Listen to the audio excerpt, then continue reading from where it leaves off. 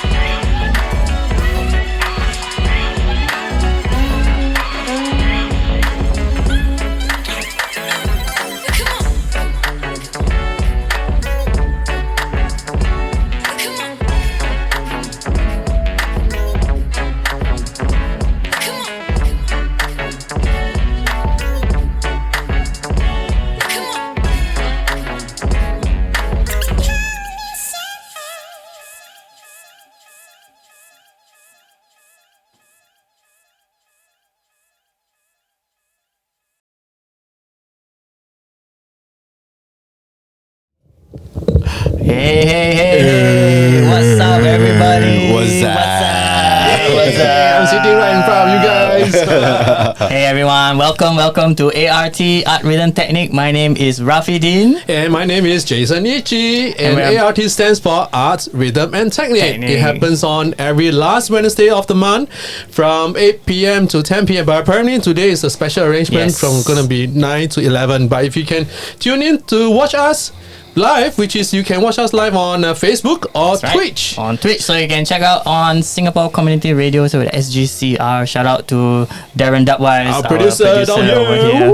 Thank you so much. And if you've noticed, we have a special guest today. What's up? What's up? We have Koflow. Yeah, it's been a long time, man, bro. Yes, How long. have you been? Not too bad. Been pretty good. Pretty productive. Yeah. It's been a while since we've seen each other because we haven't been gigging. Yeah. Everyone hasn't been gigging, and of course with Facebook, Instagram, we do see each other what we do and all that. And it's been fun to see some of the new things that you've been coming up with. Oh, thank you. So tell us for the audience that are not familiar with Koflow.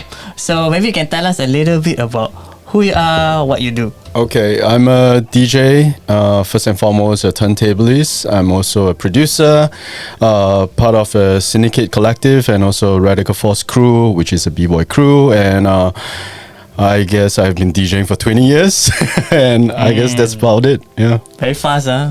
Yeah, man. Before you know it, 20 years. That's 2 Yeah. decades. That's 2 decades, kids. Yeah. That's why I was telling him, wow, when's the first time I got to know him? Heineken Thirst competition, or even when he was in the boy groupie, our own local hip hop group. Was it? Cho Bijang. Yeah, so Yeah.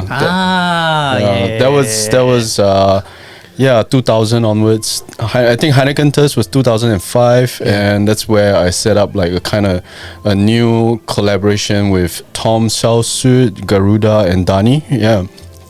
I think it was during that time when I and Jason, we were with the Frontal guys. Frontal Labs. So we did a lot of gigs back then, and Heineken Thirst was one of those events that all of us participated in. Yeah. So that was quite an exciting time because if I'm not wrong, that was probably one of the first live events we had here in Singapore where they had collaboration between DJ. What I remember was, I think the first year it was purely a DJ competition, and then the second year it was with live elements involved. Correct. Right, and man, it's been a long time. Yeah, it's been a while. It's been a while, but maybe you can share with our audience as well. Like, what makes you get into DJing, or rather, we know that DJing is kind of a part of hip hop culture overall, right? Right. So what kind of got you into that? Okay, well, it's a 2-hour show, right? So we can talk, right? So well, first and foremost, I started skateboarding, and I was, in school, I was always into live bands. So after school, I'll go jamming with my friends, and I never knew how to play a musical instrument. I just hold a mic and just talk shit, I guess.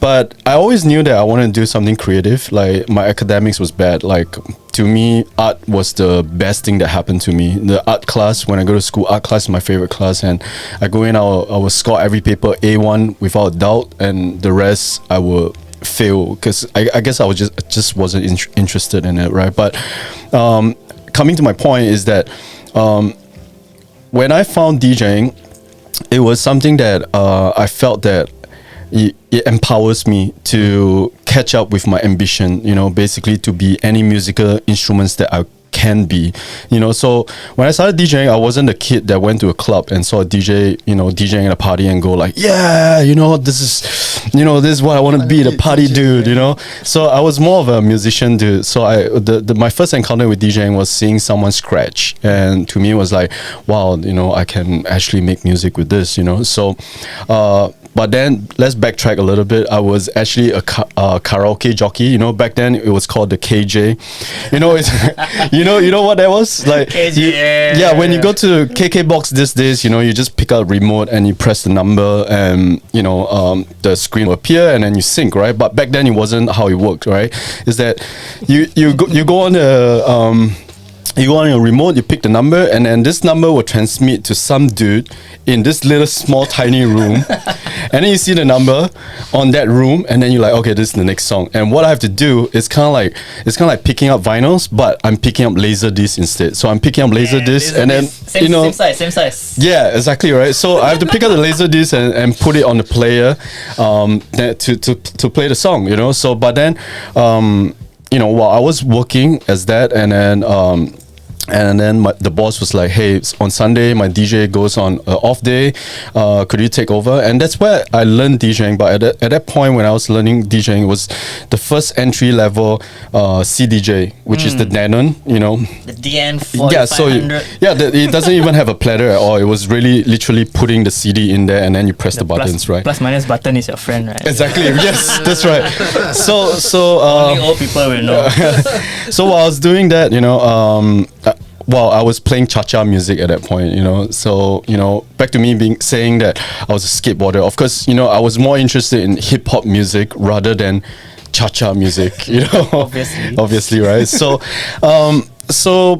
because of that, and all the skate videos has hip hop, and so that's where my influence came from. And I saw someone scratching on the video, and then eventually, I went to someone's house. Big up to DJ Reeds, who kickstarted my career. So I went to his house. I saw him scratching. I'm like, hey, I'm a DJ too. And he's like, this is real DJ. I'm like, well, I guess it is. So I kind of like, I guess I set my mind to it. Like, this is what I want to be, and I went to buy a turntable, with all my work, and I follow him to every DJ battle that he went to, and I watched them, battle. Back then it was like, Andrew Chow, DJ Milk, DJ Raf, J Style, and all these people that I look up to, and that's where I learned how to kickstart with the turntable. It was really just the DJ battles. I don't even know how to mix. I only know how to scratch, at that point. So I guess I was kind of like tracing backwards eventually, when I, start DJing in a club. Yeah. That's cool, man. I mean, like, to think that how we started sometimes is so different from what we had imagined, Right. Like you said, your interest began in more of like, you just wanted to do more art. Yeah, exactly. Something, right. Just creating. I could have been an artist. I could be a graphic designer. I guess I wouldn't care less. But I guess at that point it just showed me the light. Like the turntable showed me like, okay, this is what I can be. Yeah, like this thing here, it can be an instrument. Yeah, it's exactly. not just a piece of equipment that you play music with. Yeah. Right? You can create music. Yeah, using exactly. This piece of equipment. So you were saying scratch. Other than, are you able to demo a bit thing down here? No, I don't know. Can Later. Yeah. Later we're gonna have a live demonstration. Well, you're gonna watch a lot of the videos which I'm already scratching. So yeah, all good. Okay. Maybe for the uninitiated Yeah. Okay, like for those people who are watching us, thanks for tuning in with us on Twitch and Facebook. Just maybe for those that are not familiar at all with what a DJ does, can you briefly explain the difference between a scratch DJ and a club DJ? Yeah. Right, okay. So a scratch DJ is using the equipment in front of me, utilize it as a musical instrument, and a DJ is solely about the party, the music that you put on, the selection that you put on. So, in other words, when you're DJing at a party, you're not the spotlight. Your emphasis is on the audience on the dance floor. And then when I'm scratching, the emphasis is on me. So it's like watching me. I don't care about if you're dancing or you're not dancing. I don't care. But that's what it is. But in other words, it's like turntablism is like jazz, and I guess DJing is kind of like pop to me. In a way. So I guess that's my explanation to it. I guess is the way I see is also as a scratch DJ. There's a lot of improvisation. Right? So that's the part where it says a bit like jazz because it's a bit free form. Yeah, exactly. Not so much like very structured like how it is as a club DJ. Count your 8 bars. You drop track. Yeah, exactly right. So there's a lot more play involved, and of course, a really good scratch DJs will understand the key structure, the arrangement structure, basically utilizing all the skills that you use for DJing for the whole 1 hour into that one song, I guess. So for scratch DJs, since earlier on you mentioned that you're using the turntable like kind of form like musical instrument, and use it to perform. Okay, so all the spotlight kind of like on you. So the spotlight is on me. Like I don't care about the rest. I'm performing. I'm the artist.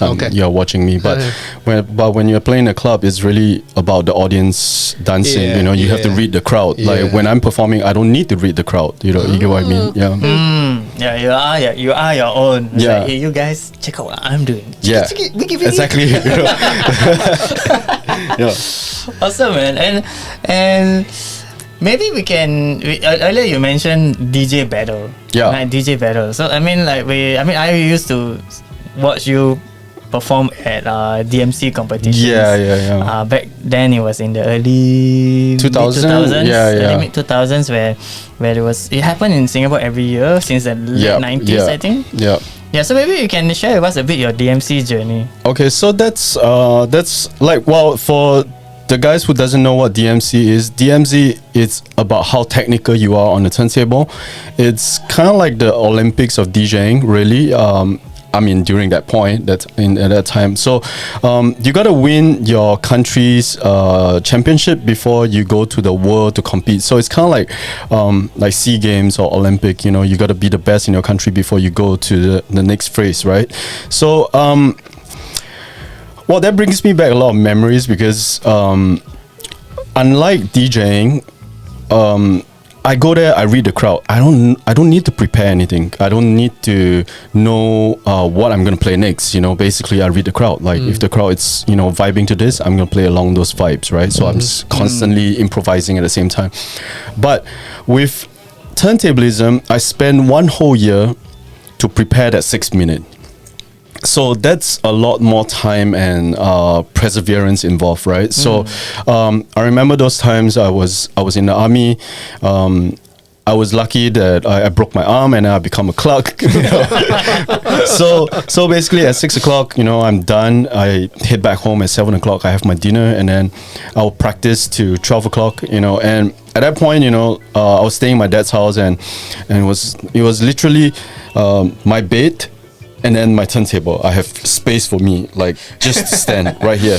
And I don't have aircon at all, so it's really hot. It's really like literally, you're working out each time when you're practicing and you got to shut all the windows because your neighbor's going to, not be happy about it.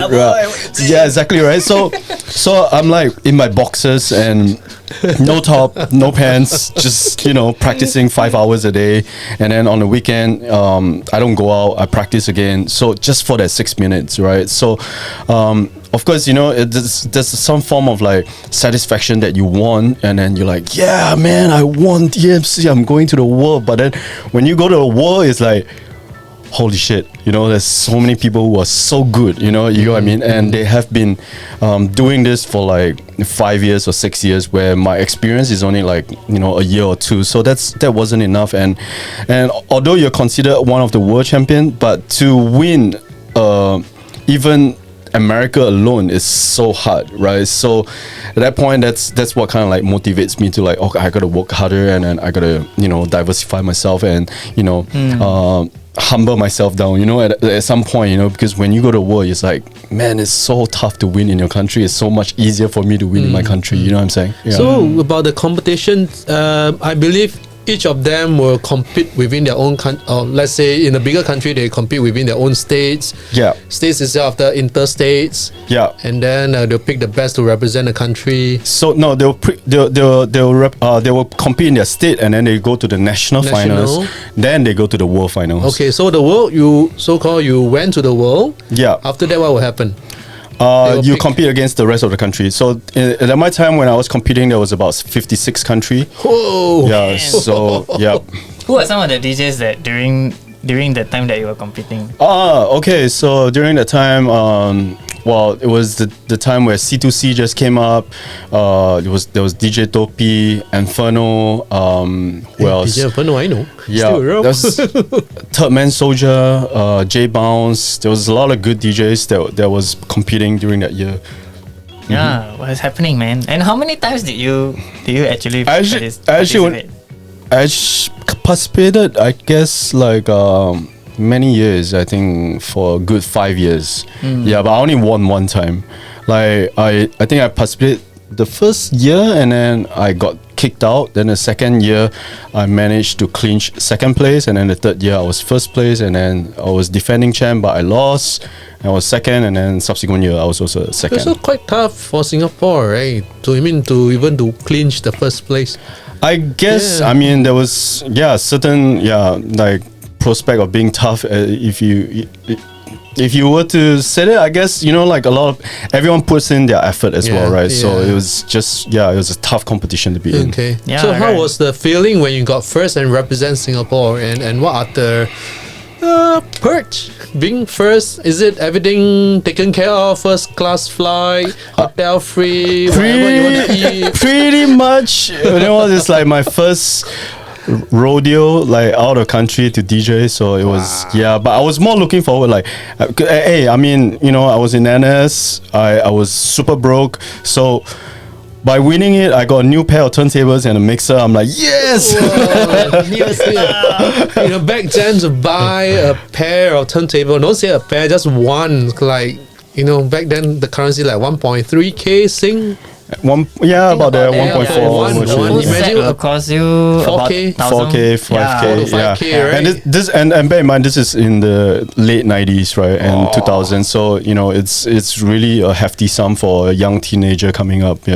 Yeah, I mean, I think back then, because not just that the equipment was expensive, the vinyl was expensive and difficult to find. So exactly. So when you're practicing, the stylus breaks so easily as well.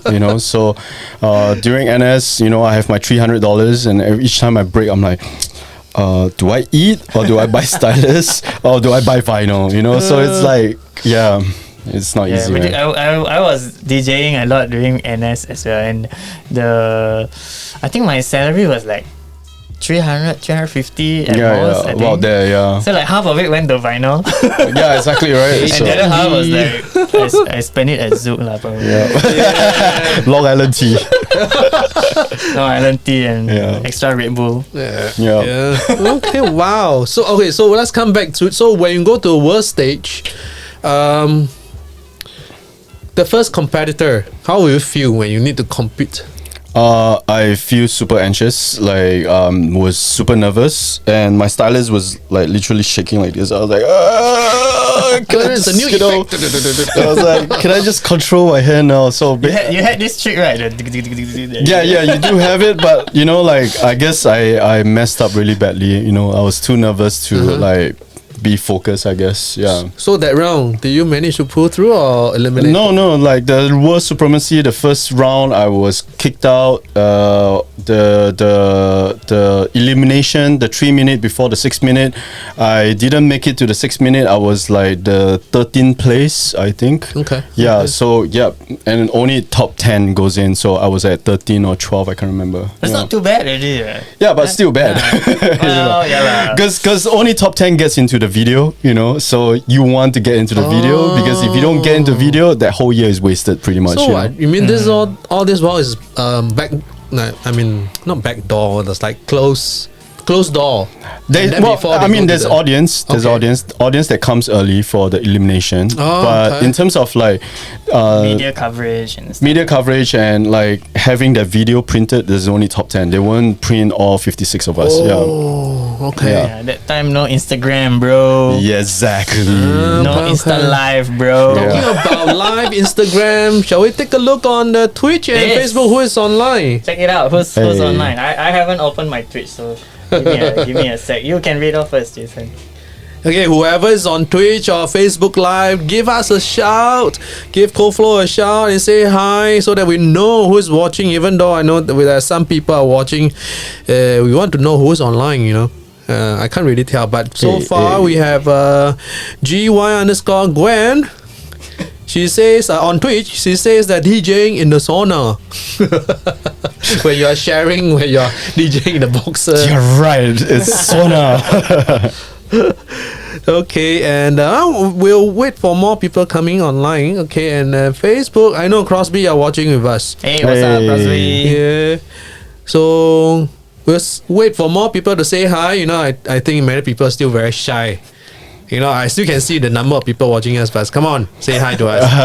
If you're watching us over on Twitch, just drop us a comment in the chat box. We're watching that live, so we can, if any questions, you can drop it in there as well, and then we can address your questions along the way. Hey. Alright. So we talked a little bit about, let me check the time. Okay, we still got time. We talked a little bit about your journey into hip hop, into scratch battle DJ. Then when did you kind of shift a little bit of your DJ style, not so much into just battle DJ, yes, but not just also in the club, but taking that whole turntablist thing into a new kind of perspective. I guess that approach came in while I think it was 2008. I mean, first of all, being a scratch DJ, to do it professionally and trying to make money of it, super tough, especially in Singapore, right? So what I have to do is that I have to DJ to kind of supplement what I really love doing, right? So, but then again, when it was 2008, hip hop was out. EDM was the in thing. Was it the electro time? Exactly. Yes, it was that time. So during the whole electro, the whole EDM coming in, I guess every club closed its door from hip hop. Right. Oh wow! Pretty much a lot of the nights just went like full electro. There wasn't any. Even if it's a hip hop night, you go in, it's electro, Pitbull. you know what I'm saying? Nothing against people. It was but it was that EDM. It wasn't like hip hop anymore. So literally, I guess a lot of hip hop DJ had turned into EDM DJ as well. So I remember during that point, Zouk, even Future had to cater to its new demographic, right? Yeah, and it became Future has no more hip hop. It became EDM as well, right? So, so that was the time where I guess hip hop went back underground, like super underground. You are talking about going back to only blue jazz, which probably have hip hop. Serious? Yeah. So that was the time where. From playing at big clubs to like me not wanting to change my style and going back super underground and going super indie back into blue jazz. So that opened up a different opportunity. Is that during that point at blue jazz is that although second floor is the people would play parties and stuff like that, but on the first floor is where all the jazz band is. And that's where before, or maybe when I'm taking a break or before I start my set, I'll go down and I'll just watch the jazz band. I'm like, wow, wouldn't it be great if I'm just scratching, So that's where I met Aya Sekin, right? So Aya was like, I spoke to Aya. I was like, hey, do you mind if I bring my turntable down and one day and just kind of scratch? And then she's like, yeah, sure. So literally one of the Saturday, I brought my turntable down, I brought my mixer down, I bring a bunch of vinyls down, and then she set up a table for me, I locked it in, and then I just started scratching with the live bands. Right, because my foundation was coming from what's this called? From Topi Jiang. Yeah. Where I was DJing for their live sets and stuff like that. And that's where I had a little bit of knowledge, but DJing in a hip hop format and a jazz format is really different, because in a hip hop format, you hear the very typical like chicka chicka chicka, get on up, kind of thing. Yeah, but when I'm playing with the jazz band, it's like I have to be as musical as them. I have to be throwing samples rather than, just scratching words. You get what I mean? So that's where I learn and I transform and, eventually team up with all the jazz hits to form a different band. It's called In the Groove Project, right? So, and that was the time where I really felt like I'm myself again. I don't have to DJ in the club. I can scratch for a living and do whatever I love doing. And with that kind of kickstart me like trying to pick up the pieces and set up like a like a album. So my first album was named Bang Street. It was called The Turntable Instrumentalist. Yeah, that was the time where it was that blue jazz inspired period, right? So yeah, and then I throw my first recital, and that's where it lead up to a lot more bigger stuff from there. Yeah. When talking about blue jazz, for those who do not know blue jazz is a venue. It's located at Bali Lane, which is the nearest MRT is Bugis. Bugis area. Yeah, Bugis area, just directly just behind Arab Street. Right? Yeah. So it's Bali Lane near the main street, and they really support local artists, and they also open up. They used to have 2 or 3 levels. Three levels, and then the first level usually people hang out, they'll start drinking, all the kind, and then they have live bands. Then second floor usually they open up for private gigs or even DJs like what Koflow has shared with us, and sometimes even have a bigger gigs event. The third floor is open up too. Right? Yep. Yeah, cool. And I think that's also it's nice synergy, right? So when you work with live musicians that get it. Yeah, it's different from like just trying to scratch along to. Yeah, exactly. To like complement the song, I wasn't complimenting the song anymore. I was part of the song, Wow. So it's a whole different experience that I get out of it. Yeah. And the first album that you did, there was a number of gigs that were around promoting that. It was like super tied up, and I felt that I felt really accomplished, because at that point I was really introducing the turntable as a musical instrument to my country. Because like it wasn't easy, man. Because like you tell someone like, oh, I'm a scratch DJ, I scratch. Everyone's like, what? Just tell them like Linkin Park lah. Is that the bad one? No. Even then is different, because like in Linkin Park is that samples thing. Like just drop some samples and then but not really like instrument. Yeah, exactly. I think what you did was really cool, because it really made the turntablist as a musician and as like you said, like, as a part of the band. Yeah, so because like when I scratch the band, it's like I said, it's like that typical sound like but when I'm doing it with like the jazz band, I'm a saxophonist, sometimes I'm a trumpeter, sometimes I'm a drummer, sometimes I'm a guitarist, so that really brings up something unique, Cool, man, cool. I'm just checking on the time here now. We're about halfway through our first half of the show. First half of the first half. Okay. So we're one quarter got way 4 through. segments there. Anyway. So we got 4 segments. So those of you who are first time joining us over on Twitch and Facebook, our format for ART, our Art Rhythm Technic show is we start off with a little chit chat with our guest artists or just Bang, Jason and myself, and then we go into a little music section where we have a little bit of a DJ set, which I'll be doing today. I still don't know how I'm going to play. See what Serato brings. And then after that, we'll continue this conversation with Koflow. Okay. And we'll see. Stick around till the very end because we'll also have a special set by Koflow, and you get to listen to some of the new tunes that are coming out. All right. Okay, so we'll hang on for a little bit as Darren gets his our producer gets the picture in, and I'll be ready for my DJ set in a bit. So stay tuned. Stay tuned.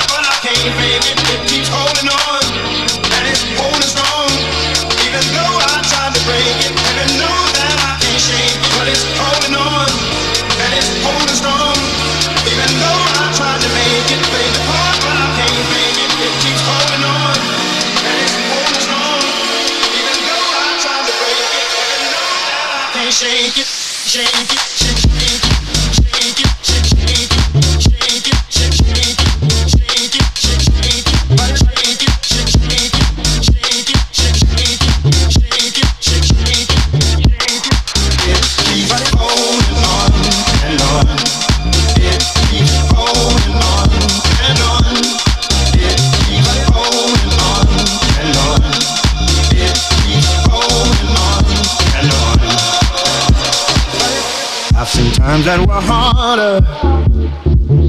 I remember the taste of bitterness. Won't you help me, my Father?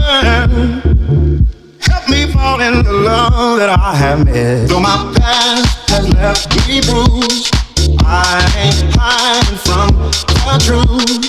When the truth won't let me lie right next to you. But it's holding on, and it's holding strong. Even though I tried to make it break apart, but I can't fake it. It keeps holding on, and it's holding strong. Even though I tried to break it, even know that I can't shake it. But it's holding on, and it's holding strong.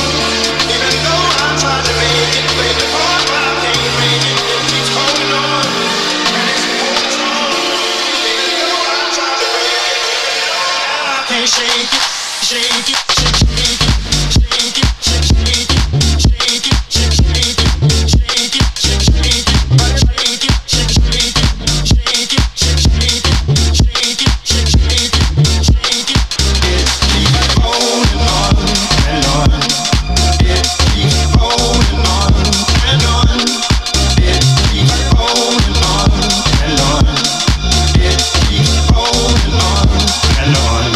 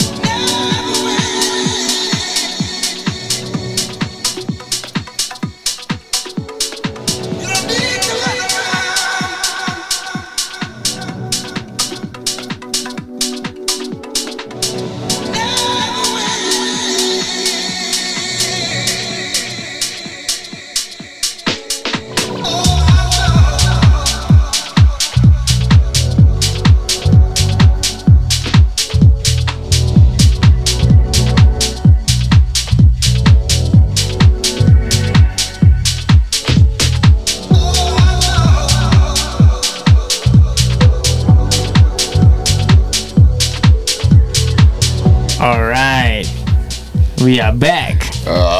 Grooving. It's funny when I'm DJing and then I also take over the dialogue. Grooving. again. My watch just showed that I got 10,000 steps already. 10,000 steps. Oh wow! man. Just by dancing. That means the music is working. Yeah. Yeah, welcome back everybody. Welcome back. My name is Rafi Dean. We have Koflow. Our guest. We have Jason Itchi. Yeah, and we're the host, and you're watching ART, stands for Art, Rhythm, and Technic. It happens every last Wednesday of the month, 8 p.m. to 10 p.m. But apparently today we have a special arrangement from 9 p.m. to 11 p.m. too. But we still got a lot more for you in store for you tonight by our special guest, Koflow. So Yeah. right now, what we're going to show to our guests? We have something audience. special that we wanna share with the audience. Oh, sure. This is a clip of one of your biggest performances in Definitely, Singapore. yeah, definitely. Is it the biggest or is one of the biggest? One of the biggest. Yeah. Maybe before we play the clip, maybe you can just give us a very quick one-liner to describe this performance. Oh, it's a show that I always wanted to do, and I'm so glad I had the opportunity to do it. Yeah. Some of you man. have been there actually, you know. Yeah, some of you might have been there. So let's roll this clip. You guys can have a look at how Koflow did his performance. As you can check it out. If you're not familiar, this is the Esplanade Concert Hall. Am I right? Yes, concert hall. Maybe you can run through with us. What brought you to this performance? What brought me to this performance? I think credit has to all come from Esplanade itself, really. Wait, so before I go on, this clip is on YouTube, so, if we are talking too much and disrupting your enjoyment, so you can check it out. It's Koflow and then MFO. So how it came about, it was my recital with the jazz band in 2010. That was the first time that I guess, I caught the eye of Esplanade, and I was the first guy to sold out the recital hall during that period. Wow. I think it was like 250 seater or something like that. It wasn't big at that point, like local artists getting onto Esplanade. And then I guess I done the show, and then they're like, what would you like to do next? I'm like, I would love to play with orchestra. And everyone's like, It's never been done, man. yeah, so I'm like, okay, I guess I have to wait. And then in 2017, I got a call from Esplanade, and then they're like, hey, I think you're ready. You want to do the show? I was like, Hell for yeah! sure. And so yes, they teamed me up with MFO, which stands for Metropolitan Festival Orchestra, and I would really want to give thanks to them for agreeing to work with me, because there's not many orchestra in Singapore that wants to work with a DJ. The whole idea just doesn't swing by them at all. Right. So yeah, big shout out to them. Yeah, this is awesome. I mean, you guys are watching the clip now. As you can see, that's not a small setup, I mean, how many The ensemble. how many musicians do you have with you on stage? I have about 80 of them, and including the conductor and I almost say contractor. So including Julian Wong, who is the conductor, and myself. Yeah, so it will be about 82 of us. Yeah. Wow, and because for something like this, Yeah. you need someone to kind of write the score for you, right? Or the Right. orchestration. So this is how it works. Is that they send me the song, which is Beethoven Number 5, and they're like, "Can you do a remix?" And I'm like, I will give it a shot. So I did a remix. I sent it back to Julian Wong, and that's where Julian starts scoring for the rest of them. And I would love to say, I mean, this is one of the show that I never rehearse that much in my life. More than DMC. Yeah, because DMC is like one whole year of preparation, and even playing with a jazz band or a band, it's like constantly every week we hit the studio to jam and rehearse, right? But this show, it was only rehearsed the day before the actual show. Just one rehearsal. One rehearsal. Oh man. That's all we had, and because they're classical musicians and they are so trained to read the score that they can do it just by reading it, which man it impresses me so much, because I come from a background where it's all about freestyling and keep trying until you get it. You get what I mean? But they're like no nonsense approach, no It's trying. like, hey DJ, you missed a beat. Yeah, it's like no trying. It's literally the score is right in front of you. If you're not reading this right, you're out. Next person is gonna come in and replace you. You know? Yeah, so they're that spot on. Yeah. Oh, that's I would have been wrecked, I mean, like if I only have like one rehearsal for a show, I think I would like be So the fun part of this is that 81 people on stage can read the score. at least 1%. Yeah, that's me. I don't read the score. Like, they gave me the score sheet, right? I'm like, what's this? Something to frame up. I was like, yeah, I don't need this. So literally, so I kept the score and I frame it up, like as you said, like just for memory's sake, right, that I have done this, it's one for the, I guess, history for myself, and it Even was for Singapore, I think.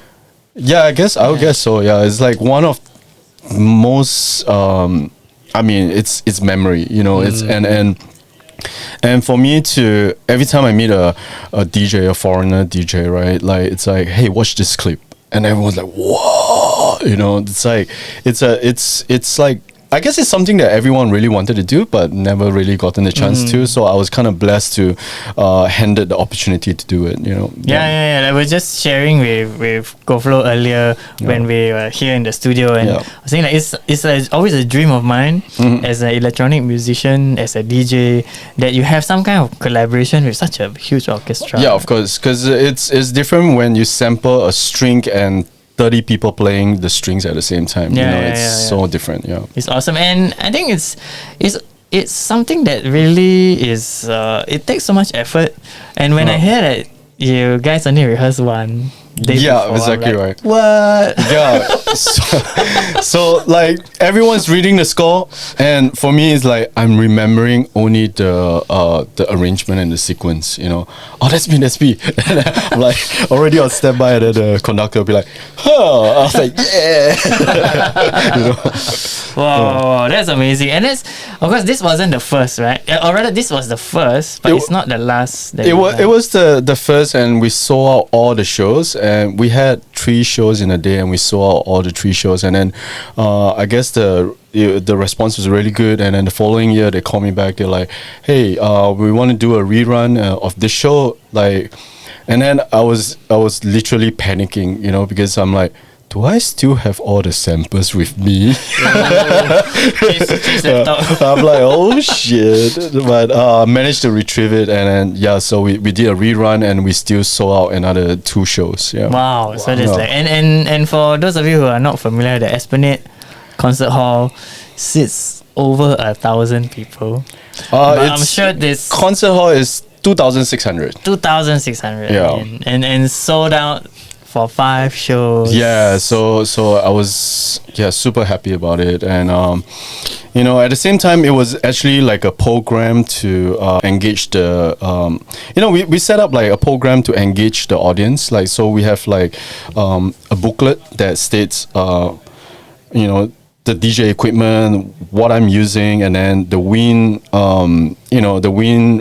ensemble, the string ensemble, and then basically we that whole booklet was to help enhance the audience on what each section is playing. So that was kind of enhancing at the same time, because many times I feel that when we watch a show, there, like, besides great music, what do you take out of it?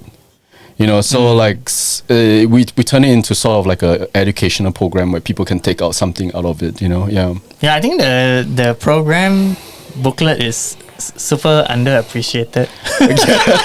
a lot of shows, sometimes you go and watch a show, and then you get a program booklet on the foyer, and they pass you a program booklet, and then like you put it on your seat to chop. Yeah, and after the show you just leave it there. Yeah, you leave it there, or you bring it out and wipe your ass. It's so much that you can use it for. Yeah, exactly. So it's amazing, and it's good that I think you put in some info there, like what are these instruments? Yeah. Right, like you can have a list, a typical symphony orchestra. If you go for a show, you have like, okay, bassoonist number 1, so and so. Yeah, exactly right. Flautist, so and so, and then now you have like, okay, turntablist. This is the equipment. So it was really a chance for us to cross collaborate and let different set of audience to learn, like all. Basically appreciate musicians as itself, because I guess for a long time classical music wasn't very appreciated by younger audience. In a per way, se. Yeah, you get what I mean. I never really So that kind of like I came in and kind of like helped them reach out to that part of the audience. Yeah, cool. And I think Darren, we have some photos of that we have prepared earlier. Maybe you can run through with us some of these shows that you did. Right. Like what was the audience like? What was the kind of performance that you did? Okay, so this show is also again in 2017 at the Esplanade Concert Hall, but this time round it's my solo show, which I was also the first Southeast Asian artist, or what did they call it, the first Singaporean? I'm not sure, I can remember. But I was one of the first guy that actually took on the solo show. And in Singapore, there was only like 4% that did it, which was Gentle Bones, Jeremy Montero. I think there was, I forgot the band's name. Great Spy. So we were the first few people who actually took up the concert hall and saw it as a solo show. So this show was particularly special to me because in terms of the music, they're like, okay, you do a solo show, what kind of music do you want to present? And I'm like, and I always have been a open format sort of DJ, open format in hip hop, right? So I want to present other part of myself rather than just playing hip hop music for the whole hour, right? So the producer came up with a whole concept of the journey through I guess my age, and that age represents a certain sort of music. So I was able to move from playing boom bap music to future bass music, through the era. So that solo show gave me a big experience, and it took me about 1 year to film it and also to prepare it. Yeah, I mean it's a pretty impressive setup with the projection, the screen, the curved screen, So it's really nice, and like you said, I think you were probably one of the first DJs that did a kind of a solo set. in the concert for hall, sure. right? Yeah, so that was. Again, it was a blessing that like Esplanade gave me the chance to do it. Yeah, this is from the Koflow MFO, right?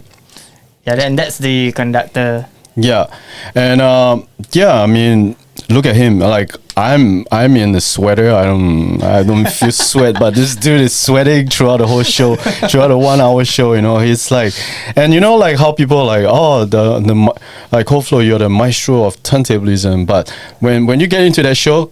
None of that matters because he's the real maestro. He's the one orchestrating everyone to do their little part to create that one piece of music. Yeah, totally. I mean, he really has control of the entire orchestra. So he's like, and then all his sweat is like, wow, okay, yeah.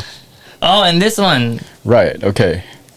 This is Dani, right? Yes. And you have this long collaborative relationship with Dani. With Dani, we were.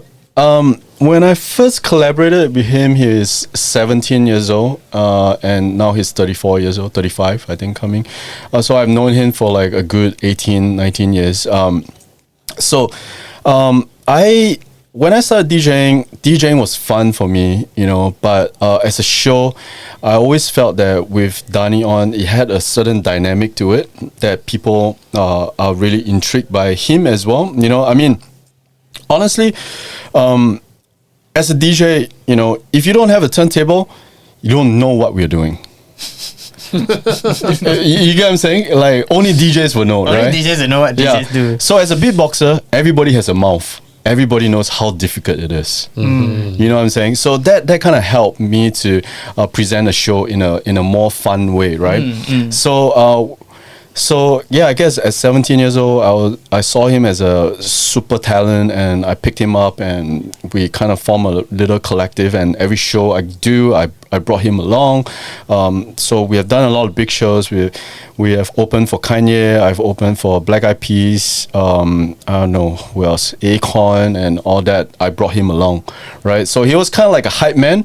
But at the same time, he could beatbox. You know, it's so much different from just having a hype man go, yeah, put your hands up, you know, like that. But this dude is actually doing something a lot more. Yeah, he's like another instrument. Exactly. Or rather, he's like a bunch of samples. Yeah, so it was fun for me that at some point I can just like stop the music and then do some scratching, and then he is also creating beat at the same time. You know, that was fun to me because for me DJing and then a hype man just by the side, like it's like I don't get to do as much. I don't get to experiment as much, right? So that helps a lot. And this show was in 2018.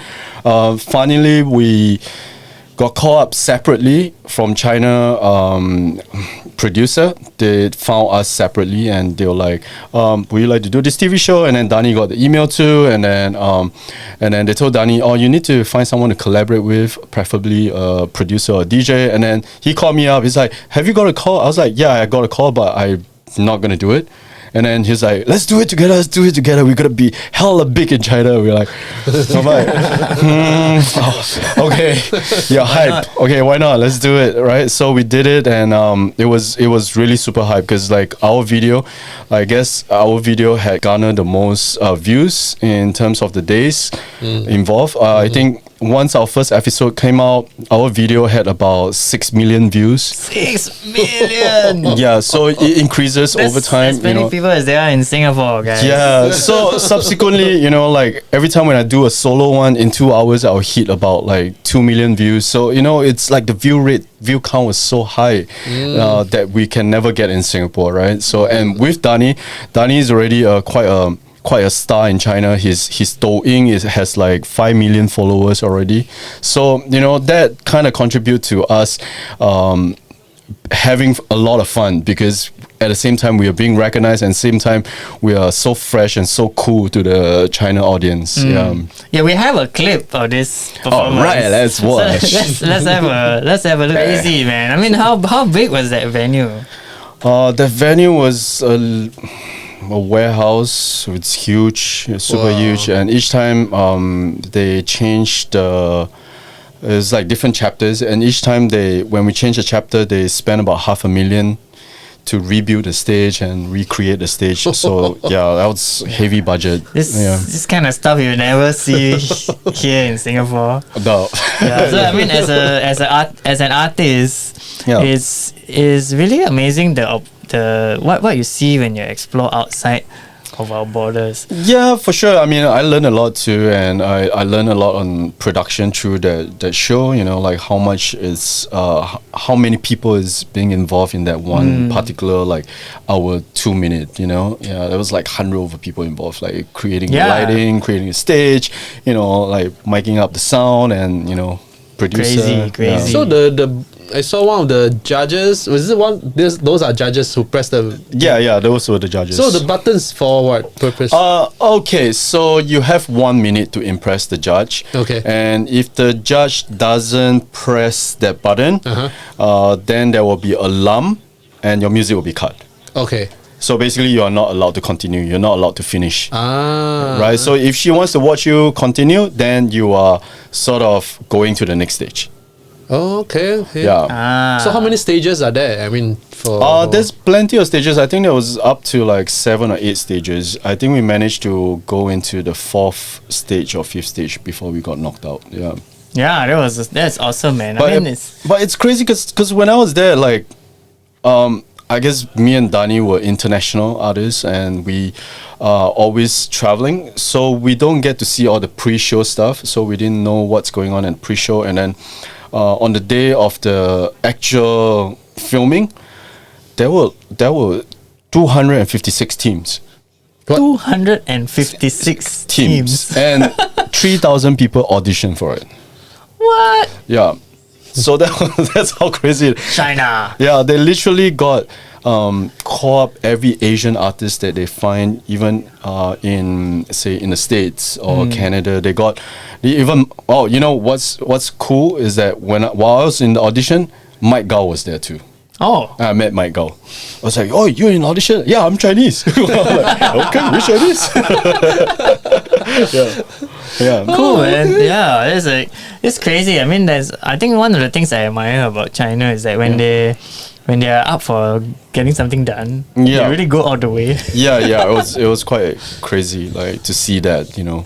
Yeah, and this was in 2018. Right? Yeah. And during that season, I know you traveled quite a bit. Yeah, During at the same that time. 2017, Yeah. 2018 period. Yeah. Right? So in your touring, like what do you think would be your favorite overseas gig? Favorite overseas gig? I think there was many favorites. There's always a different highlight to a different country, right? It's like fresh new faces, fresh new experience, and in certain country, there's certain music that just never work, and then there's certain music that it just work. You know, it's like, wow, it's like super amazing to see that. You know, and I think Russia, when I was in Moscow, was really cool because no matter what I play, everybody was game for it. Like, so to me, it was like I never had to go. I never had to play anything that I don't like. You know, literally, I only play the stuff that I like, and people are up for it. So, so those were the things that that gave me really good memories, right? It's, I guess, you know, DJs are always stressed when you have to like please the crowd. You're like, no, I have to play this song that people don't like. So you play the first song that people will like, but you don't really like, and then you're like, shit, they really like it. Now I have to continue. I have to keep up with this. What is the other songs that I don't like? Despacito. You get what I'm saying? It's one of those. Yeah, so Moscow was one of your highlights. Yeah, for sure. Ah, okay. And Moscow is pretty far away. Yeah. My follow-up question was going to be, what's the furthest country that you went to? But probably it might be Russia. It would be Johannesburg. Johannesburg. Ah, okay. Yeah, it was kind of It's one far. of the longest flights from Is Singapore. Johannesburg further or New York further? New York. No, I think Johannesburg might be the furthest, Johannesburg further, the yeah. furthest flight from Singapore. Yeah, so so that was fun too. It gave me a good time and learning the culture. And I personally love animals, so after the gig, I take like 3 days off and just went to visit all the safaris. Yeah, Man, I've always wanted to go safari. Oh yes, Everyone Definitely only try. got Super river good safari, experience. yeah. DJing, film on MV and DJing at a safari. with the wild that's if animals. you don't get eaten. I mean, talking about like those DJs out in the wild, like, Yeah. I mean, we haven't done that yet. Maybe you could be one of those that done it. You know, Cecil. There's a French label called Cecil, and they've been doing all these crazy videos during the lockdown, right? Okay. They did Like super obscure. places like in the pyramids of Giza. Oh wow. Okay. And like in front of the Louvre, and they just like one DJ set, and they just like play like Sebastian Leger did Right, one, like, okay. way out in Hot somewhere air in Egypt. balloon. Yeah, and Wow. like, maybe you could be the first to do for Asia. Newton Food Center. Like the Merlion. You never know, man. You never know. You never Yeah. know. You never know. So I believe, with all these travels, so what's your biggest takeaway? My biggest takeaway. All this travel, meeting all these people. The biggest takeaway, I would say, how are you able to link back to your music journey? Music journey, I think every country has a very unique sound, and to be inspired by them, I think that's the biggest takeaway when you go to every different country, right? Especially country that are super unique that you don't really know about. Of course, Africa has its own Africa sound. You go to London has its own sound, and you go China has its own sound by itself, and whether you hate it or you love it, but it has its own sound, So it's I guess the biggest takeaway was to learn how people appreciate rhythm differently. So that's what it is. And at some point I was in New York and I was studying in dubstep.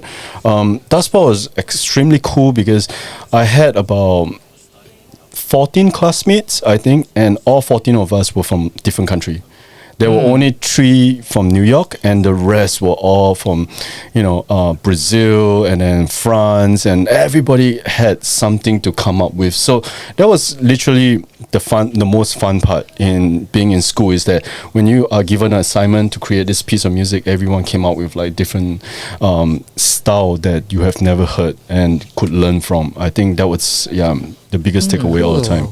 Yeah, Dubspot was pretty cool, and I think it was quite sought after, right? It was like pretty hard to during to his get in. heyday. No, it's not. It's not hard to get in. Yeah, as long as you're paying, you're getting in. Or it's just a For sure. small class. It's just a small Yeah, number but it's of a small people. class. Yeah, I mean, he has his I think they only accept each semester they only accept like 14 or 15 people. Wow. Yeah. Yeah, but they do learn a lot about not just producing, but I think having opportunities in that kind of environment is about collaboration, and also you learn so much from each other, For sure, rather than yes. just from the lecturers. Yeah, exactly. So that was the most fun part. Is like meeting people and traveling. And I guess the biggest takeaway and satisfaction is that I guess for me, DJing, I think the most important thing was that you continue to see happy faces on the dance floor. Like I think the most important thing is that, like, whether you're having a bad day or a good day, you go to the dance floor and it's your sort of you have a empowerment to make them happy, to let them feel inspired again. I think that's important, and the next thing was to, I guess, inspire other kids out there to do what you do and probably do it even better than you. So I think that's the next gen. Yeah, The next gen of kids who are like, what's this? What's this thing? Why so flimsy? Yeah. Now all use laptop. I'm like, you gotta learn, kids. There's something new, man. Cool. And earlier at the very start of this program, we showed you all a video. It was a new single, right? That's new out, single. Call Me, and maybe you can tell us a little bit about this new release that is coming up. Actually, it's out already, right? It's out on all streaming platforms, so you can go on Spotify and you can tap on Koflow as an artist and you will be able to find Tangent EP. And what it is that it's actually part of this movement called the Tangent Move. Tangent Move is a group of collective classical musicians that came together to do a lot of different collaborations among themselves, but then I was one of their guest artists to collaborate with one of their artists to create something different out of it. Yeah. Right, and this EP, how many tracks do you release? There is 5 tracks that we released, and we performed 5 tracks as well. During right after the lockdown, so there was no audience, but it was all digitally released subsequently throughout the month. Yeah. So those of you who are on your laptops, you can check out their videos. They're on your YouTube channel, right? No, it wasn't on my YouTube. It's actually on Vimeo. On Vimeo, okay. Yeah, okay. so you can check it out on Vimeo, or you can go into my Instagram, which is @DJ Koflow, and you can check out the video from there too. Yeah, cool. So and these 5 tracks, they were all with the same artist, or like? Yes, they were all with the same artist. Yeah, the whole idea was to explore as much style as we can. Yeah. And I noticed this again, it follows that jazz kind of So it was breakbeat a little. correct. So like it really brings me back to my roots, in this EP, is because I used to do.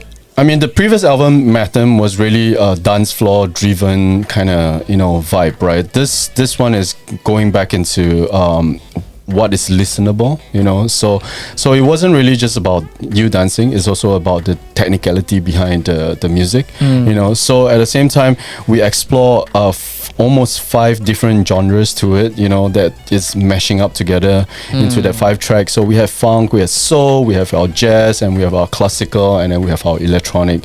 So it's really something that I always wanted to produce, but I don't have the skill to play piano like he does. So he came in and helped me out with the whole EP that made it so great for me that I enjoy it so much.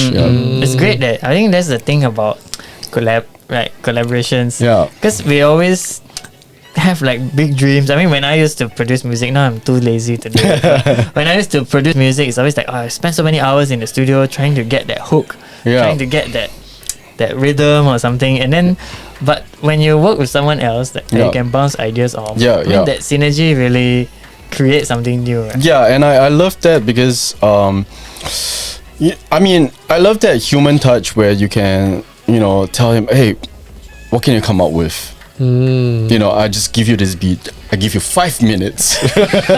Big bossy, I give you 5 minutes. What can you come up with? And there he is, like being a jazz musician, classical musician. He just play while we are recording it, and we just take the takes, and that's it, And I think that's the beauty about music, because you shouldn't be working so hard on it, because those are not the ideas. Those were discipline and the skill that you had. But when it comes to like trying to record ideas, I think it should be on the first 5 to 10 minutes when you're really fresh and just go about doing it and recording it and chopping it. That's true. I mean, even for myself, when I was making tunes back then, right, it's always like the first few minutes I sat down, you just bang something out and like, hey, then you can listen to that loop for like 3 minutes. Like, wow, I got something there. Then after that, it's like 3 hours of adjusting compressors. Yeah, exactly, right. So that I learned to not be so perfect. I guess along the way when I start making more music, it's like I don't need to be perfect, and I spend less time tweaking. I spend more time creating, and then eventually, I guess I spent a good 1 to 2 months or 3 months of time just being creative, and I have a bunch of sketches. Some are more complete, some are less complete than itself. And then I spend the next 3 months not being creative, but being disciplined to complete the song. That's where all the tweaking and mixing down and side chaining and all that comes along. So and that's why you have in your bag now a few albums already, right? Yeah, at the moment, So it was really doing that, and but the thing with me is that I never had I've never said like, I want to finish this album, and this album is a lo-fi album, and I sit down and be disciplined and create 10 or 20 lo-fi 24 sketches. Hours, I don't care. Yeah, YouTube playlist. Yeah, so it's really just sitting down and like whatever I can feel, whatever I feel like doing today, I'll do it. Some days I'll make a hip hop beat, someday I'll do a boom bap beat, someday I'll make a trap beat. But when it comes to putting the album together, it depends on the story that you want to tell. Yeah. And if our audience wants to have a listen to some of your stuff, original and remixes, I know you do make some pretty badass remixes. So where can they check it out? So you can go on to of course those unlicensed stuff. You can go on to my SoundCloud and soundcloud.com/Koflow. So I have a bunch of remixes, and the thing with me is that like I love to do a lot of local artist remixes as well, which I think is not represented in our market enough. Like a lot of DJs, we have a lot of DJs, but they never thought of remixing local artists as much, So I think that should be one of the key market that we should develop as well. Yeah, I think it's dope that I checked out your SoundCloud over the years, and recently I logged in again to kind of have a look, and some of those remixes are really, really fire, dude. I really feel that, it's because for those that are not so familiar with our Singapore artists, even our radio stations don't really play that much. Now it's getting better. It's getting better, for sure. Over time. But then we do not play our local artists in the club. Yeah, we don't because the music is not. Yeah, I mean, you have your like big name local guys. I mean, maybe 1 or 2 songs you can play in the club, but not a lot of songs you can actually play in the club. And I mean, like you will play a Young Raja song in the club because it's suitable, right? But then you will not play a song by say Dot Jeev or say Narelle. It's not as suitable in the club setting, right? So I guess we do need to take the responsibility to remix it and present it and let people get to know our artists as well. I think it's a good chance for, because some of the audience in that area don't listen to Yeah, exactly. Singapore They don't. music. They don't do. You know? They don't. So if yeah. they hear something fresh, you'll be like, hey, what's this? Yeah. They go, check it out. It's Singapore. And then they will search them, and then nothing comes up. They're like, what is this? What's this? I've never heard it before. It's so cool. It's so hot. It's like, totally. Yeah, that's awesome, man. And I think as we come close to the end of the show, Right. Okay. we do have a number of songs that we're gonna hear from you. Yeah. So I'm gonna. I'm gonna mix for 20 minutes, and I'm gonna play majority of my own beats. So hope you guys can enjoy it. Yeah. Let's get ready for a set. All right.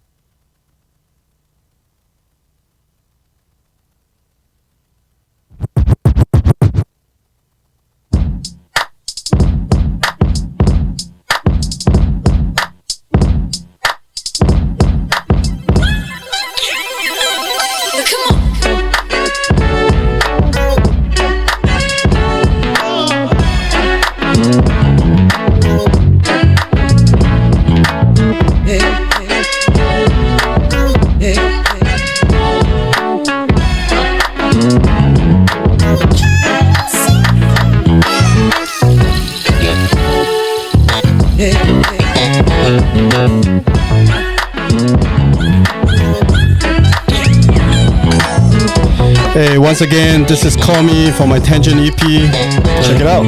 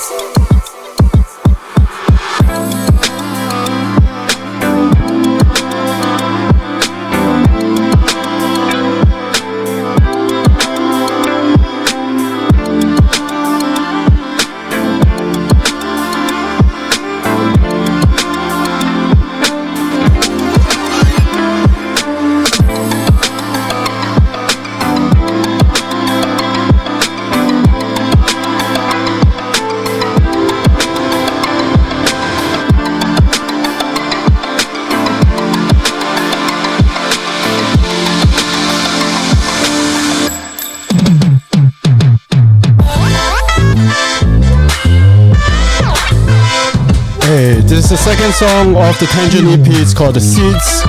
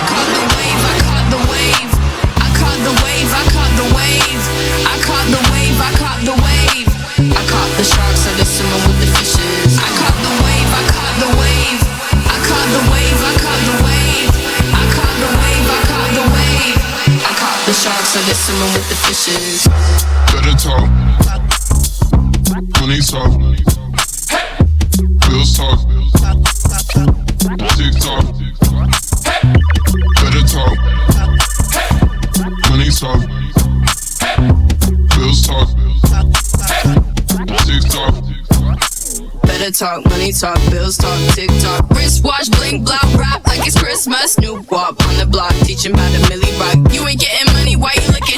Boy, stop. I caught the wave, I caught the wave. I caught the wave, I caught the wave. I caught the wave, I caught the wave. I caught the sharks and they swimming with the fishes. I caught the wave, I caught the wave.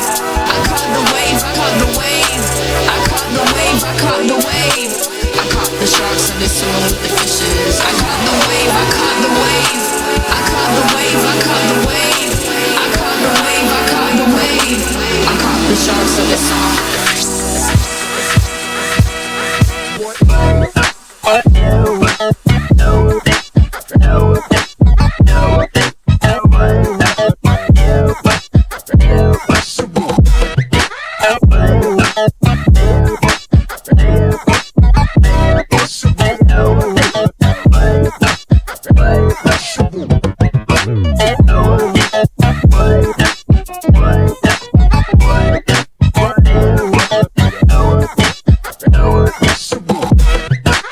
Yeah.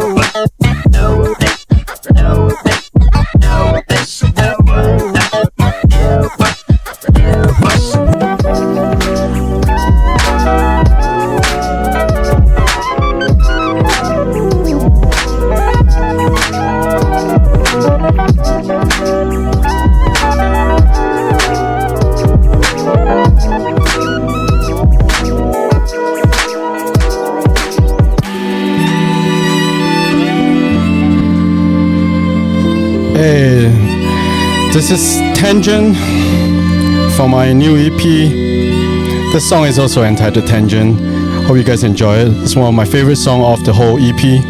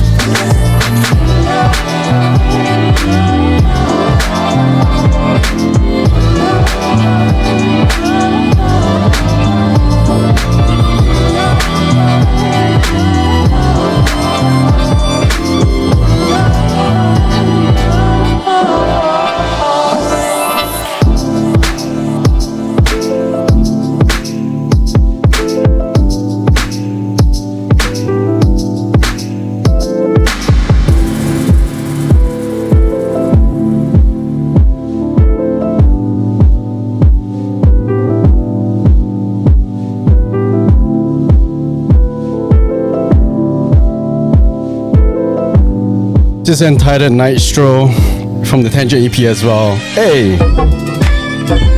I don't really make house music that much, but it's one of those.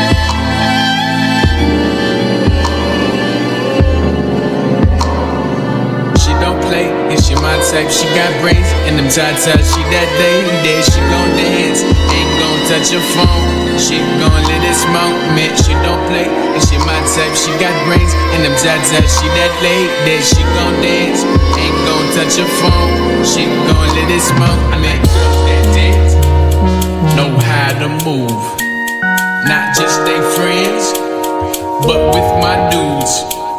Cause you look so fly and you look so cute. Can I make you mine? What you wanna do? She don't play and she my type. She got brains and I'm tight. She that lady. She gon' dance, ain't gon' touch her phone. She gon' let this moment. She don't play and she my type. She got brains and I'm tight. She that lady. She gon' dance, ain't gon' touch her phone. She gon' let this moment. I like girls that dance and how to move.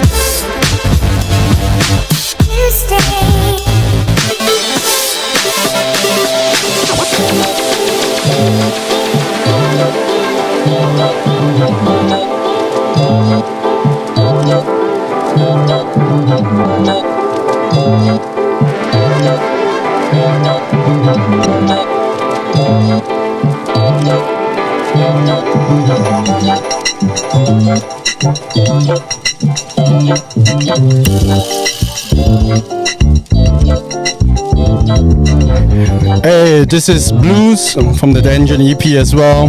So I'm gonna play something else next from the Syndicate compilation EP called Seeds after this song. Here we go.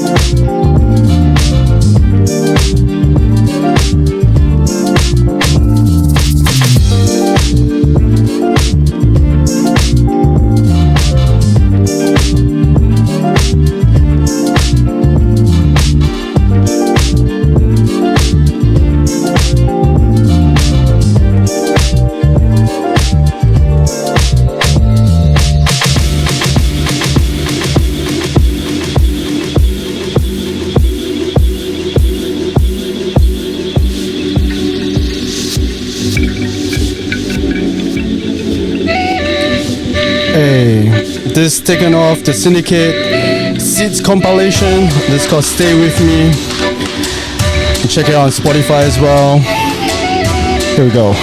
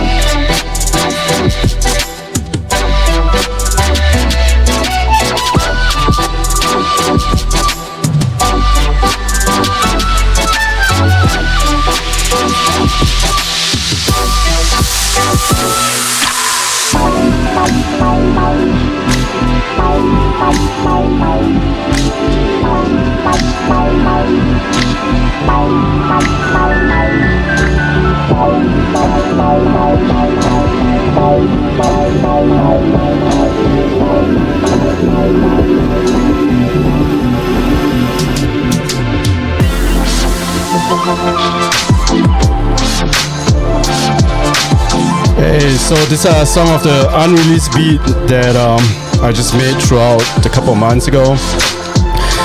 So I'm gonna play one last beat and then I'm gonna say goodbye to you guys. So I hope you guys enjoy the show as much as I do. So hang on.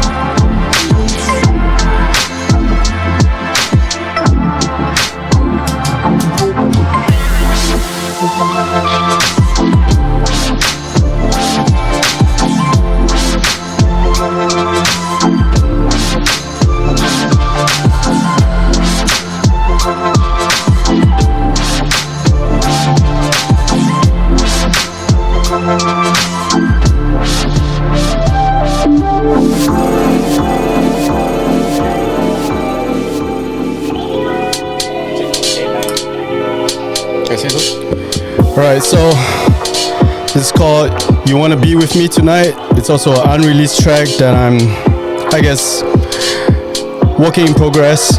Hope you guys enjoyed it. It's my last song and we out.